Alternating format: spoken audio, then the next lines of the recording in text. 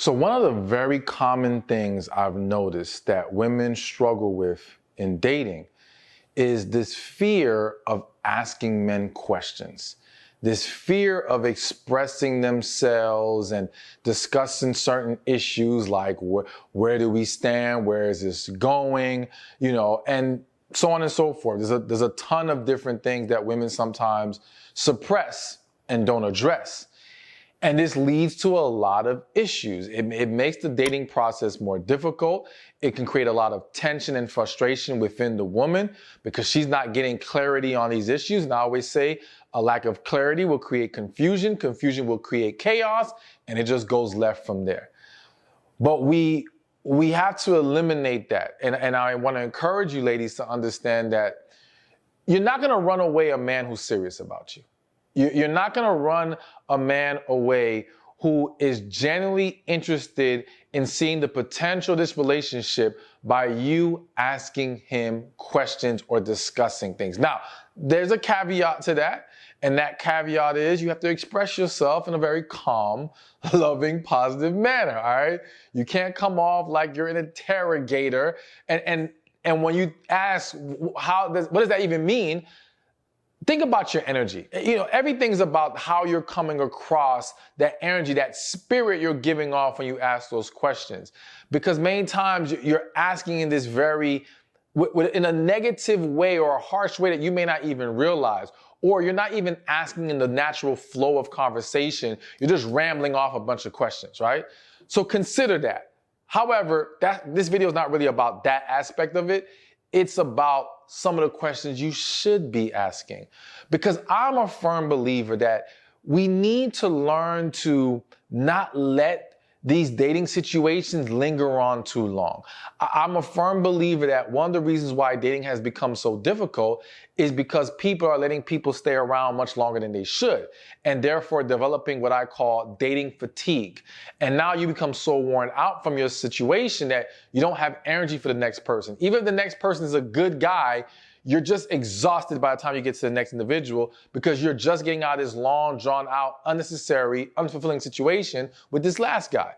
So we've got to get people in and out as quickly as possible, and we can do that by asking the right questions and having enough conversation. So let's get to some of the things that I feel you need to ask a man in the early stages of dating. Let's get these out the way, as quickly as we possibly can. Then the first question is, what does he feel is the role of the man and the woman in a relationship? Here's why this is a very fundamentally important question. Because it shows you, one, what you're essentially going to be signing up for if you want to move forward with this guy. I think one of the biggest mistakes people make is they don't understand what that other individual and their potential partner, or even what their partner is truly expecting or desiring from them, all right? They don't understand what they actually felt that woman or that man should be doing once in a relationship. They kind of just go in, kind of just figuring out on the fly, and it's like now we make mistakes, we cause confusion, and we have a lot of conflict, and that makes everything go left. So you ask him, what does he feel is the role of the man or woman? Now, I want to give you an example, a story real quick of where, just to show you how if we ask this question, we could eliminate years of an unnecessary relationship sometimes. So there's this guy. I always tell this story when I'm on tour, all right? And I'll be doing a tour later this fall, just so you know. But anyways, there's this guy. He reached out to me many years ago. Long story short, he was swearing off all Christian women, to be honest with you. And I was like, what's the problem? And he was like, his fiance had just cheated on him. And she actually had just cheated on him with the man who was dating his baby, the mother of his child. I'm sorry. The man who was dating the mother of his child just slept with his fiance, okay? That's who she cheated on him with. So anyways, he's swearing him all off. He's mad, he's hurt, understandably so. But I dig deeper and I find out this man has been cheated on multiple times in the past, okay? Now, we're not gonna get deep into the cheating aspect, but I just wanna say this is one of the reasons why I believe We can't just always say, we never have to self-reflect when cheating occurs because it's just on the cheater. Because if it's a constant pattern, then there's something that you may have to look at deep within you that is contributing to why this is happening. And in this case, that was an accurate assessment, because what we found out was he felt that the role of the man was you pay the bills, you provide for her, and that's it. He's done his job. He's good. So essentially, he gets these women because he's a provider, but he provides nothing emotionally to them. So many of these women, and I'm not excusing them, getting with him, but they probably get with him because this is too good to pass up. This guy is a provider. He seems like a good man. But then as they get into it, they find out he gives them nothing emotionally. They feel void. That opens the door. And it just, again, whole nother discussion. But the point is, had they asked that man the question from day one, what do you see the role of the man and the woman is? They would have found that out from the beginning. All right? They didn't have to wait till they got that deep to see this man did not understand what a woman needs emotionally from her partner. So it can be various things, all right? You may ask a man, what do you feel the role of the woman and the man is? And he may say, well, the woman should be home cooking and taking care of the kids, okay? And listen, and let me say this, if a man says that to you on a date or when you're talking to him in the dating process, you don't need to get all offended and pissed off. If that's the way he sees it, so be it. If that doesn't work for you, just say, oh, okay, cool. Well, personally, that's not how I see things. And we can come to the conclusion that, you know what, we're just not good. We're not going to be a good fit. That's it. We don't need to get into some heated battle. We don't need to take it personally. No.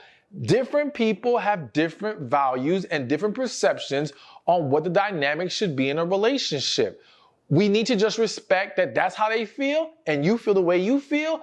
Go to someone who embraces your perception, and he can find someone that embraces his. Plain and simple. But that's why it's so essential to even have that conversation as quickly as possible. All right, and even when he gives you an answer, you got to keep digging deeper if you're not getting enough understanding or clarity from his initial answer. I don't know. I felt the need to mention that because sometimes, a man might be kind of vague with the way he responds to your question. Do not be afraid to keep going. And if he is annoyed or bothered because you want to dig deeper, then that also shows you this ain't going to work. Because that shows he's unwilling or unable to communicate properly. He should not have a problem going deeper in discussion about different topics. And if he is genuinely interested, I don't think he will be. All right, now, the second thing you should ask a man in the early stages of dating is, what are his pet peeves and his deal breakers? Okay?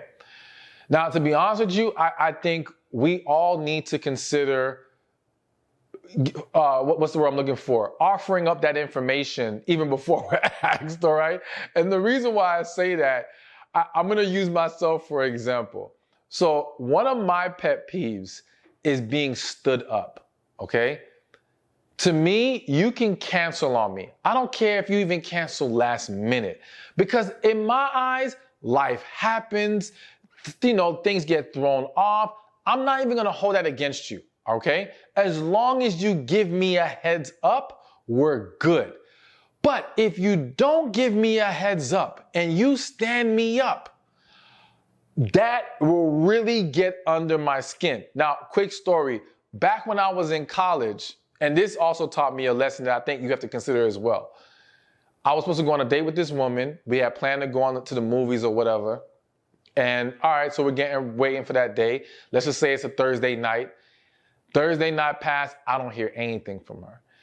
And because it's my pet peeve, and this was when I was younger and I had not developed emotional awareness and better self-control, I had a temper once upon a time, I went off. I called her and I left a voicemail and I let her have it. I cursed her out, man. I said so many messed up things. I went in, right? And to me, I'm justified because you stood me up and that's disrespectful and there's nothing you can say to validate that. But there was. And she hit me back a few days later to say her grandfather had died. But I was so disrespectful in the way that I addressed it at the time, she didn't want to talk to me anymore. So, lesson from that story is, listen, sometimes there really is exceptions and there really are understandable situations. We can sit here and say, oh, well, that person could still make a phone call. But, you know, some people just don't handle things. It's tough for them. And, you know, I always say before you react, wait till you give the person the opportunity to give you an answer. And if afterwards the answer they give you sounds like BS, again, you don't need to get upset and react the way that I did. You just need to say, okay, you know what? That doesn't work for me. We move on from there.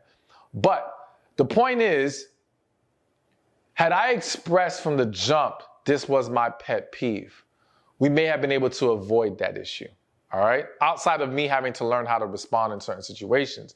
But the point is, that wasn't understood. And one thing I've learned about pet peeves and certain things that we may feel are deal breakers is that the other individual may not truly understand how much of an issue that is for you, because for them, it's not that big of a deal, all right?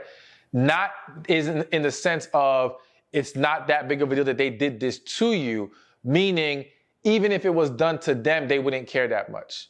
It doesn't bother them. So because it doesn't bother them, they don't always grasp how much it would bother you, okay?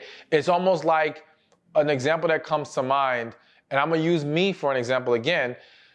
I'm someone that when I graduated, let's say high school, college, if no one came to my graduation, I wouldn't care. I didn't even care about my graduation. To me, it was like, just give me my diploma, my degree, and let's just keep it moving, okay? But I had to learn that just because I'm so nonchalant and don't care about those types of events, that doesn't mean those events aren't extremely important to someone else. So if I miss it, and I may say, I'm just tired today, I don't feel like going, or whatever the case may be, or I have to do some work. To me, it used to be, oh, it's not a big deal, until I learned, no, it is a big deal for them.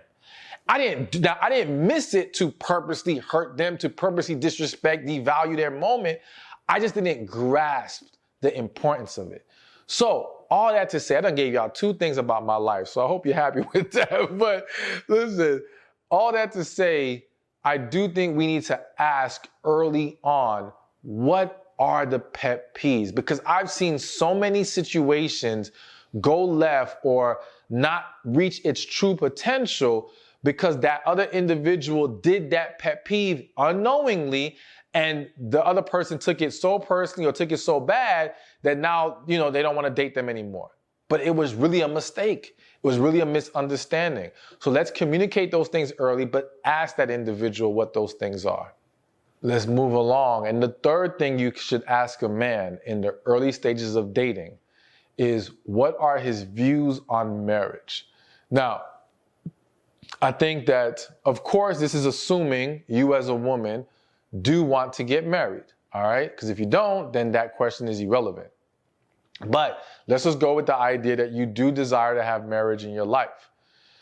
So I think especially in today's world, you gotta ask that question, because there are so much more men now who are jaded about the idea of getting married, who have very negative perceptions on getting married. Now, don't get me wrong, there are tons of men who desire and are open to marriage, but many, many more are falling away from that path, so to speak.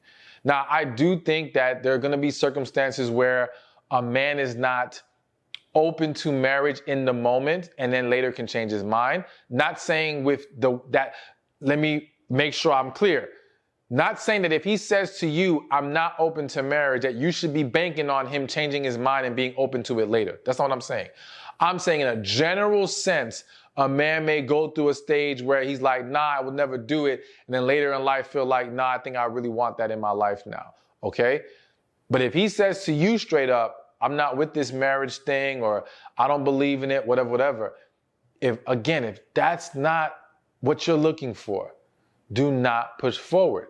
Now, I do think due to the concerns that men have today with marriage, because, the big thing is marriage, men feel like marriage is this huge risk that is more beneficial to a woman, though I don't believe that. I dispute that. I do think a lot of men are not gaining a greater understanding of the benefits of it. And I have a channel for men if you're not aware. So I have one video already kind of giving them reasons why a man should get married, but I plan on going more in depth. But anyways, the point is here that that's how many of them think. And so I do think it is fair or reasonable to ask a man, why don't you believe in marriage? So not just stopping at him saying, nah, I don't want to get married. I think it's okay to say, well, why don't you believe in marriage? Because if one of those answers is, or if the main answer or the only answer is, I'm wary of it because the way that the laws are set up, and I'm paraphrasing what he may say specifically, the way that the laws are set up, it's too much of a financial risk for a man. Okay? Now I'm about to say something that many of you will not like. I love you, okay? I just gotta say that because I gotta make sure you're in a receptive place for what I'm about to say. But I have to say this. If his issue is financial, I do think that I think one of the things that everyone needs to be open to, and I will do a separate video on this, is signing a prenup. Now wait, before you react, before some of you are like, oh no, that's planning to get divorced, and that's not a real and any negative perceptions or pushback, just hear me out for a second, okay? Now I will acknowledge I need to do even more research on understanding the full scope of prenups. However, what I currently know, or what I believe I know, is this. When you get married, you are signing a marriage contract one way or another. The thing is, you're just signing the contract set by the state, okay? And yes, different states have different laws, and different states are not favorable to men. And shoot, I don't want to say this for sure, but some states you may not like the rules neither when you find out what they really are in case of divorce, okay? So no matter what, since you're going to sign a contract anyway, why not make it a contract that you and the man you love can agree upon, and it's set under your rules? That's the way that's what a prenup really is. It's setting the rules and the structure of how you will manage this marriage, and in case of divorce, what happens, okay? And my argument has been, and again, I will do a separate video to go deeper into this, but my argument is, listen, the worst time to be trying to negotiate, discuss how we're gonna handle this is when you're at the point of divorce. Because at that point, we don't like each other. There's a lot of negative energy now. So people are being vindictive, they're being spiteful. This is what draws it out and makes things worse. But if we agree to something at a time that we both love each other and we have positive perceptions of each other, then we can come to a mutually beneficial agreement, all right, that we're both happy with and we're good. So it's something to consider. It's something that I think can be discussed, right? If that is the only issue that he has. Again, take a deep breath, pray about it. I'm serious when I say that, pray about it, all right? But something to consider. But the bottom line, to get back to what I'm saying, you have to ask him about how he views marriage. And if he actually even has a desire or openness to it, so that you see that this actually can go somewhere with this man. Now, real quick, before I move on to the next point, here's another reason why you have to ask what a man's views on marriage are. Because in today's age, there is a rise of alternative relationships. And those include polyamory, polygamy, things of that nature. And again, it's important for you to know as early as possible what this man's about. all right? Because if you know that does not work for you, it is pointless to then move forward from at that point, all right? So, and I have to remind you, there's no need to get mad, defensive, lash out. If this man says to you, well, I believe in having 2 women, I believe in having 2 wives, right? Just, okay, that doesn't work for you, and that's it, you move on. But it does exist. Let those men find the women who are down for his structure, and you remain open and available for the man who believes in monogamy, and you guys can do your thing together. Hey, thank you for watching this video. Be sure to check this one out right here, and I'll see you there. If you want a relationship, if you still desire marriage in your life, then I want you to understand the key is not that for you to wait for a man, it's for you to prepare to receive him, all right?